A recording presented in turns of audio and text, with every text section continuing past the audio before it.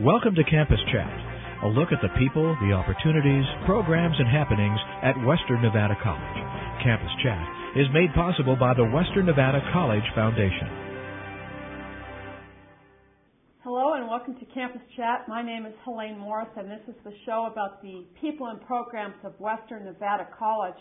And today's show is very exciting because we're continuing on with a current member of our Western Nevada Peace Officer Academy, and that is Alice Valdez, and she's sitting right next to me. And with us also is Katie Durbin, who is the coordinator of this very well-known and highly respected Peace Officer Academy. So welcome. Thank you. Well, it's true, Katie. Appreciate it. Oh, yeah, it's great. Definitely.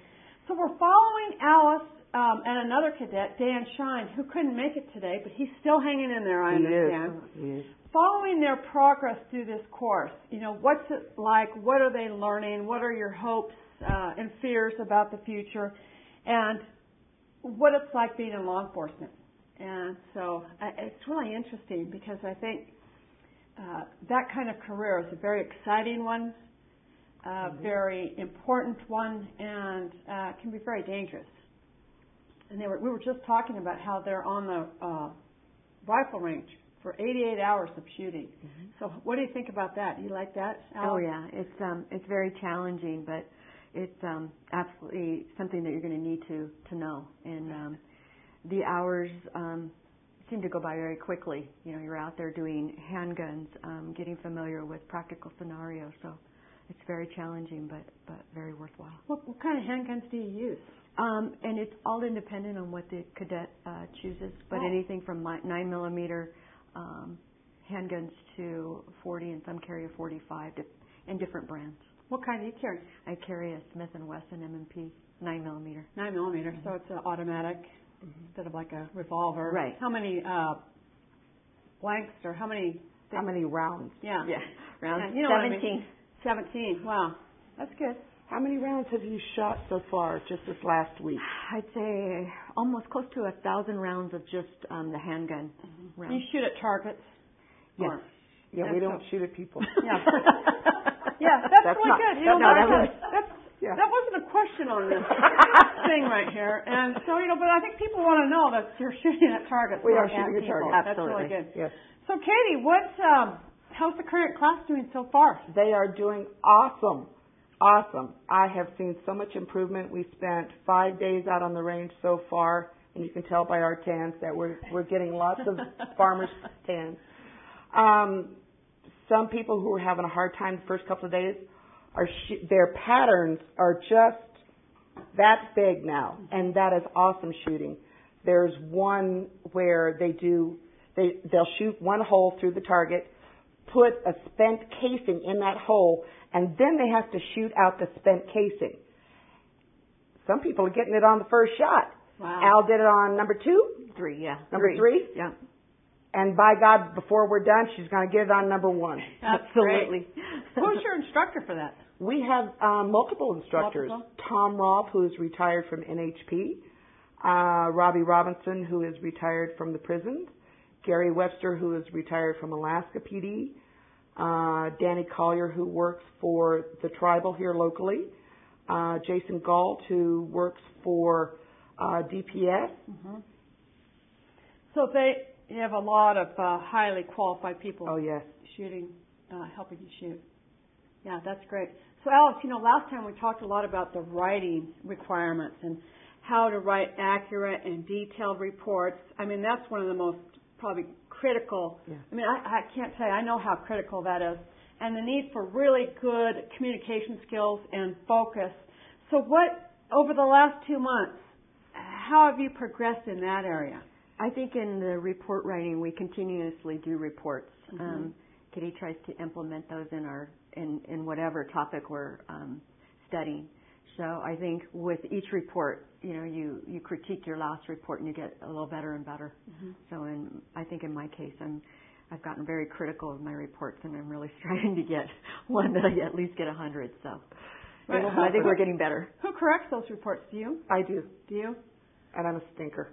What do you look for? Rubric. I look for a completion of all the elements of any crime that they have had their scenario over. I look at every comma, every period. I look at misspelled words. I look at all of it. And if they get the pertinent facts, do they get, because you don't want them to write unnecessary information, but yet you want it to be complete. Exactly. I want short, sweet sentences, and I want completion of every single detail. Understand that a report is a document that you take to court, and so you have to be a credible witness. Exactly. And you certainly don't want your prosecutor or your defense attorney tearing apart your reports, so that's the reason why I tear them apart now. Yeah, that's good. So we've been talking about the shooting range. Have you been tasered yet? No, we haven't. Not yet. No. Although the process is very, exciting. But we will be OC spray, and I believe it's in June or July. Yeah, July. And that's the OC spray. So each cadet will have to go through that process. OC spray? OC, oleoresin capsicum. Oh, okay. It is like a the pepper red spray. pepper. Mm-hmm. And it burns a lot. Oh, man. So that's coming up in the next few months, Katie, for the class. The more report writing. Much more report writing. When does EVOC come up? EVOC is scheduled in 2 weeks. Tell us, that's emergency vehicle operations course. Okay. Yes. And that's where they learn to drive the cars swiftly, safely, learn to take corners, and I get car sick with every one of the cadets that I ride with. They're in and out and in and out. It's like being on a boat on land. So, Alice, are you still as enthusiastic about being in post as you were a few months ago? Oh, absolutely. I think with each day, and there's always a new subject to learn, always something that's challenging. So, yeah, I keep the motivation is high, and my enthusiasm hasn't wavered. So you know that you're making the right choice. This is absolutely. A dream come true in a sense, kind of a fulfillment of destiny. It's worth it. So have you, I don't remember, what area of law enforcement were you going to go into? I'd like to pursue Nevada Highway Patrol. So it's, the traffic, and I have an opportunity there. So I'm still looking forward to that. Oh, that's great. Still want to do that? Yes, ma'am. Okay, one thing, back to the shooting. I think a lot of people like myself are really, like to shoot. Do you ever have the courses where you have like the good guy, bad guy come up, those pop-up things? Yes, we do. It's called Reactive Shooting. And yes, we will go through more of that this following week coming up, where we have moving targets out on the range. And we will have the cadets stand in front of the target, and we'll tell them which ones to shoot and which ones not to shoot. We also have a running target, which will be the bad guy, and you have to make sure that when it lines up with the good guy, you don't shoot the good guy. Right. Well, that's really important. But, how many people really do get involved in live shootings as an officer? I don't think it's that high, is it, on duty? It really isn't. The most that an officer does is write. They serve the public. They protect them. They go to barking dog calls, all kinds of stuff. But shootings actually is a very, very small percentage. But it's the highest liability. Right. That's why a lot of training on that. So your husband, Elsa's husband, Corporal Frank Valdez, is a graduate of our Post Academy, and he was on our last show, and he's really been a huge source of encouragement for you, hasn't he? Absolutely. And how's he still feeling good? Oh, I'm sorry, I didn't mean to interrupt you. Yeah, he has been a major support, and it's really been good to have him, with his support, even, going through all the challenges of the academy. Yeah, and his feedback and his experience on the job. He works in Story County as a sheriff's deputy, correct? Yes. Yeah, that's great. Well, if any future police officers are out there, what would you tell them? I tell them that they would get excellent training. It's well worth it. The hard work that you put in is well worth it, and this is absolutely the best program to do it. That's great. Well, Katie, that says a lot about you, too. Thank you. So thank you so much, Alice Valdez, current post cadet at Western Nevada College, and Katie Durbin is our commander. And thank you so much for being with us, and we'll hopefully see you at graduation. Absolutely. Okay, thank you. Stay tuned. We'll be right back with Campus Chat.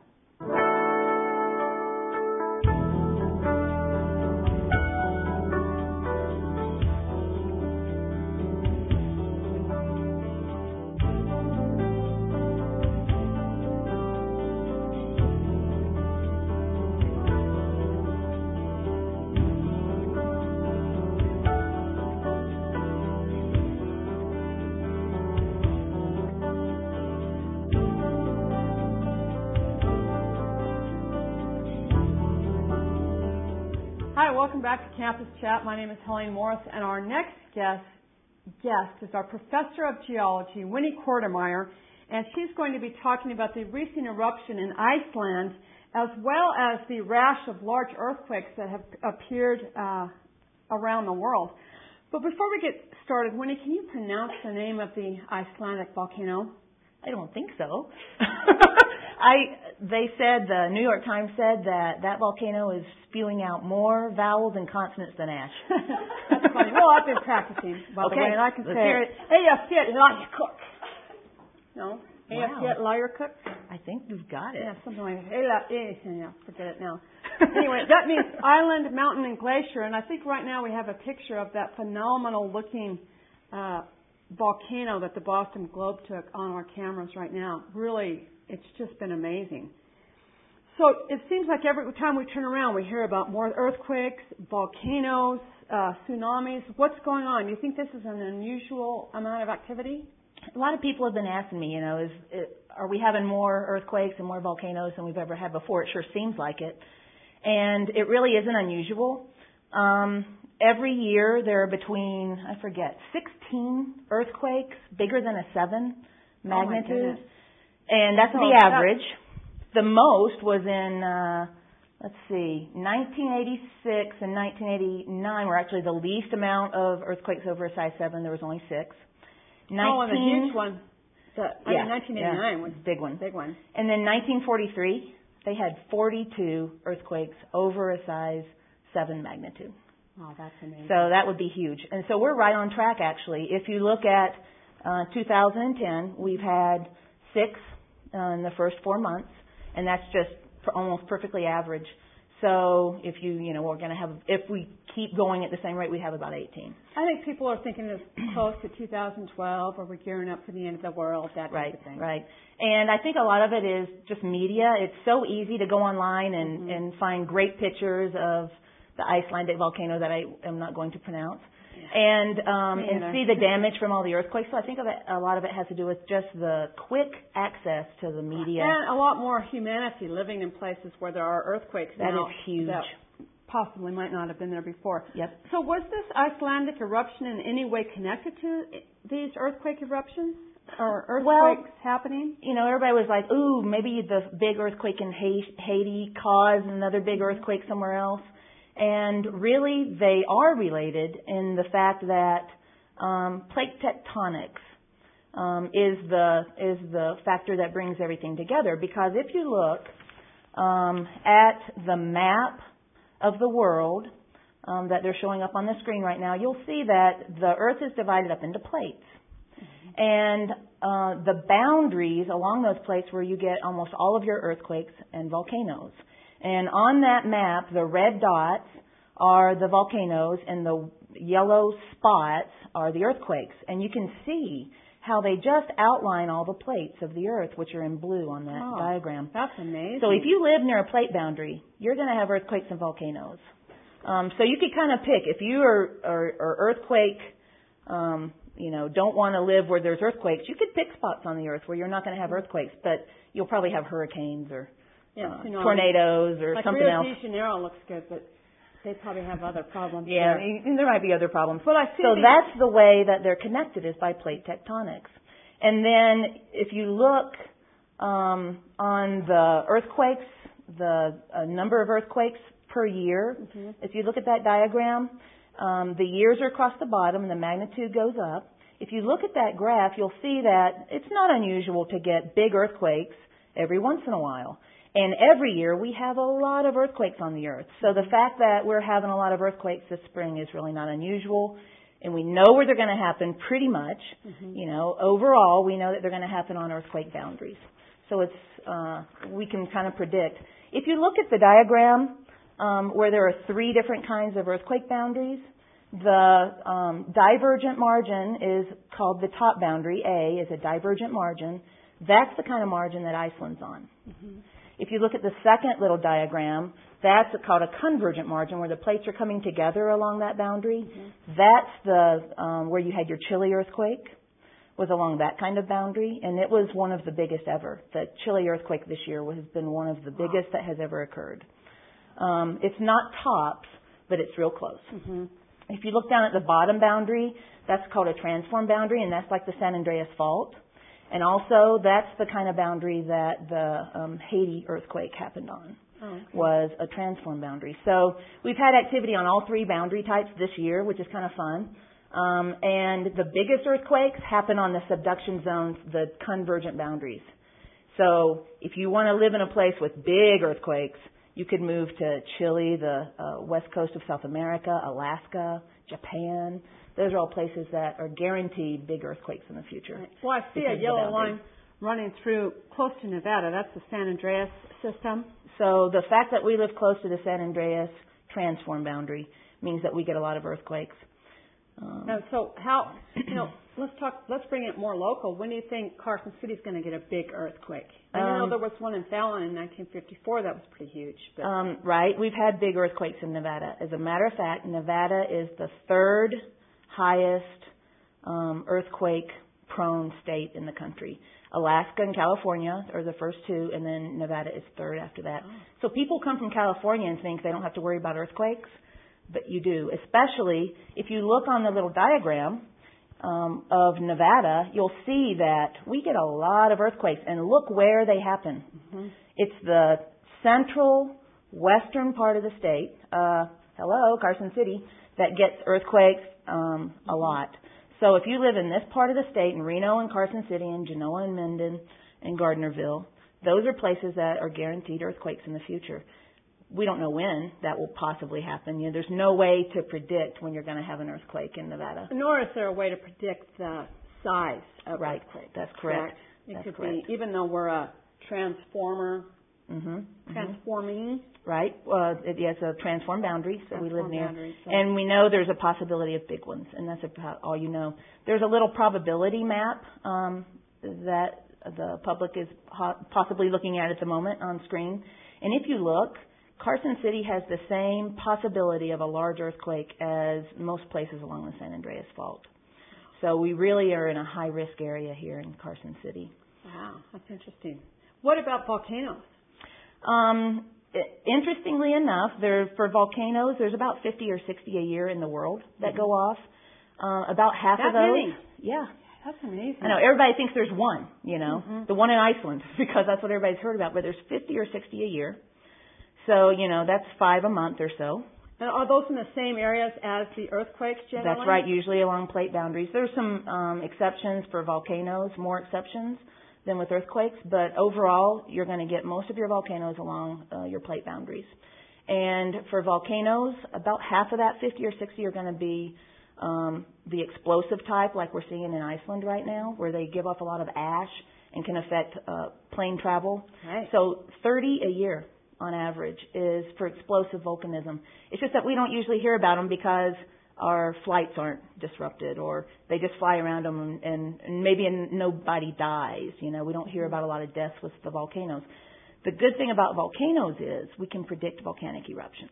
Oh, you can. Well, let's hold on to that thought and stay with us. We'll be right back with Winnie Kortemeier and Campus Chat. Stay with us.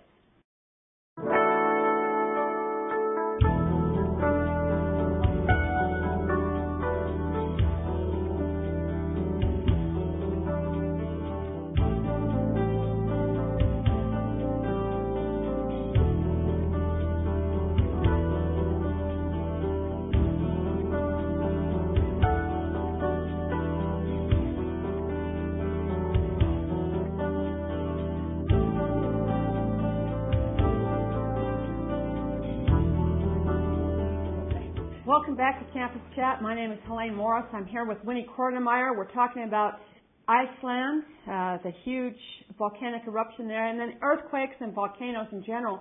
And I was just talking to Winnie about, she said that you can actually predict.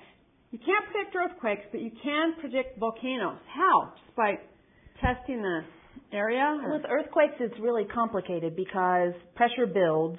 And then when the pressure gets to a certain point, and the trouble is what point is that is very different for different places. And it could be very different within 50 miles along the same fault. So it's very difficult to determine when will the rocks break When will the pressure get too big? But with a volcano, there's lots of precursor activity. The ground swells, and there's small little earthquakes as the magma is moving up into the volcano. And you can see a lot, and a lot of times a volcano will give off some little steam eruptions before there's any involvement of magma. So there's a lot of activity that goes on before a volcano erupts. And so we've gotten really good as scientists, have gotten really good about predicting volcanic eruptions, and they will evacuate whole regions. They've evacuated whole islands in the Philippines before. Did they predict the Iceland volcano? I don't know. I haven't heard, but I bet there was some precursor activity. I've seen pictures where there was just steam coming out of, what was it? Eyjafjallajökull. Yeah. That volcano. Eyjafjallajökull. That volcano. And the steam. Eyjafjallajökull. There was steam coming out. And so, say that again. If there's just steam, Helaine, you can let it go now. No, I can't. But if there's just steam. If there's just steam, it means there's no involvement of magma yet. It means that the steam is getting heated up and coming out as just steam. The water is getting heated up and comes out as steam. When you involve magma, that's when you get the ash, the black cloud that comes out of the volcano. And one thing that has bugged me about the Icelandic eruption is that they call it smoke. And it's not There's smoke. no It's ash. smoke, it's ash. And So there's steam that comes out, ash. that's white, and then there's ash that comes out, that's the dark colors, the grays and the blacks. And there's no smoke. What would burn inside the volcano? There's no wood, so there's no smoke, which I always thought was interesting because people say, look at the smoke and the steam and the ash coming out, and there's no smoke. Oh, see? A little factoid you've learned right That's here right. on Campus Chat. Let's talk about another huge eruption close to home, which was Mount St. Helens. That was really... Did you know that it's the 30th anniversary, 2 days ago, May 18th? Wow. 30th anniversary from Mount St. Helens. 1980. 1980. May 18th, I lived in 1980. Oregon when that happened close to it. It was really phenomenal. So, we think, okay, there's been, in the United States, we would think, there's Mount St. Helens and now there's Iceland. Think of all the volcanic eruptions that have happened in between in the last 30 years. We tend to focus on the ones that affect the most people. And so I think that's why people think, my gosh, we haven't had a big eruption in a really long time. But actually they're happening all the time. So, is there a possibility of eruption in the Sierra Nevadas, or are they dormant? Well, that's what I'm studying for my PhD up at UNR is young volcanism up at Tahoe, actually. And in this area, from Tahoe to about Fallon, in this area there has been some young volcanism, about 1 to 2 million years old, which is young, geologically speaking. And it's all it's kind of the same kind of activity that's going on in Iceland. It involves the same kind of magma, but these were small eruptions. These were cinder cone eruptions. They would only happen once from a central vent, but that once could be for 7 years. That's the other thing about Iceland. Everybody's like, when's it going to end? When's it going to end? And the last time Iceland erupted was in the 1800s, and it went on for more than a year. So we could be messing up travel to Europe for more than a year. Everybody's like, surely this will be over in a week or, another month. No. Or it could go on for a year. How long did Mount St. Helens last? Mount St. Helens was over fairly quickly. If I remember correctly, it was weeks. And then you were done with into months with some smaller pyroclastic flows coming down the side of the mountain. It was months later. But the big eruption was over fairly quickly. And it was just so devastating. Right. Well, what about in Hawaii? Don't they have active volcanoes that are just not erupted? Well, there's they have eruptions that have been going on for 10 years in Hawaii. And the funny thing is Hawaii and Iceland, the volcano in Iceland and the volcanoes in Hawaii are very similar. They're called shield volcanoes, very broad, very big volcanoes. But the difference is in Iceland, you're involving glacial water and possibly groundwater, and so it gives you those explosive eruptions. So they're hoping maybe if you get rid of your glaciers, that melt them, and maybe if you melt all the glacier on top of the volcano, that you won't have the involvement of water, and then you could just have lava flows coming down the side of the hill instead of all this ash up in the air. It's really interesting, too, because I think it's really important to get the scientific fact about this, and I think it decreases the anxiety that we feel when we don't quite know about what Mother Nature is doing. Do you teach this type of information in your classes? We really do. There's a class, it's Geology 100, and it's earthquakes, volcanoes, and other natural disasters. It's just right in there. And the funny thing is, everybody, all the people I know at the college have been, oh, isn't this exciting? A volcano's going off. I'm like, well, 30 to 60 go off every year. It's not really a big deal. And my students haven't even really thought it was that big of a deal because they've all studied it and they realize, that this isn't unusual. And so I think it makes a big difference to, have the facts. To have the facts and understand that it's just a process that goes on all the time on the Earth. Yeah, on the Earth. I noticed some great geological posters in the hallway to the geology classroom. Where did you get those? They're in Bristlecone, and the Bristlecone building's around the 300 classrooms, and the students make those. So all of those are volcano and earthquake posters, and every semester the students have to either make a poster on a volcano or an earthquake and gather all the information, the science facts about it, and then we put them up on the wall, and it's just fantastic. So, you're like, how many volcanoes go off? And if you come and look at the hallways, you're like, oh my gosh, I had no idea there are so many volcanoes that have had so many eruptions, and earthquakes too. We do earthquake posters. So if you want to come up to the college, it's open to the public. The Bristlecone building is the main building, and just ask where the geology classroom is. They can come and check that out. And so we're in spring semester. Spring's almost over, so fall you'll be teaching geology 100. That's right. There's they can several register sections now, right? They can register now, and there are several sections. They do tend to fill up, so don't wait till the last minute and then decide you want to take it. I would sign up early. Go to the website, www.wnc.edu, and there's a link called WebReg, and then from there you can go to figure out how to get to geology. That's correct. What other classes are you teaching? Geology 101 and 103, which is physical geology. It's a little bit, it's not so focused on earthquakes and volcanoes, but you learn how to identify rocks. You learn how to identify rocks as you're driving by them in your car, which I always think is a lot of fun. And so we focus more on what's going on within the rock world rather than the volcano and the earthquake world. And you take field trips in both classes? All of my classes take field trips. The students love the field trips. They're all local field trips, and so you get to learn about, the area you live in. And most of my students think that's the best part of the field trip. That's great. And what's your office phone number in case someone would like to talk to you directly about the class? It's 445-4285, and my email is kortemei@wnc.edu. That's great. Well, Winnie, it's really been fascinating. I know I was one of the people who sent you an email about what causes the lightning in a volcano, and it's the particles in the ash. The particles in the ash interacting with each other and gathering negative charges that then are, Yeah, it's just fascinating. So thank you so much for being here on Campus Chat and reminding us about the Earth and what's happening. And we'd like to thank you for watching this edition of Campus Chat, and we hope to see you next month. Thank you. This has been Campus Chat, a monthly program from Western Nevada College. Campus Chat is made possible by the Western Nevada College Foundation.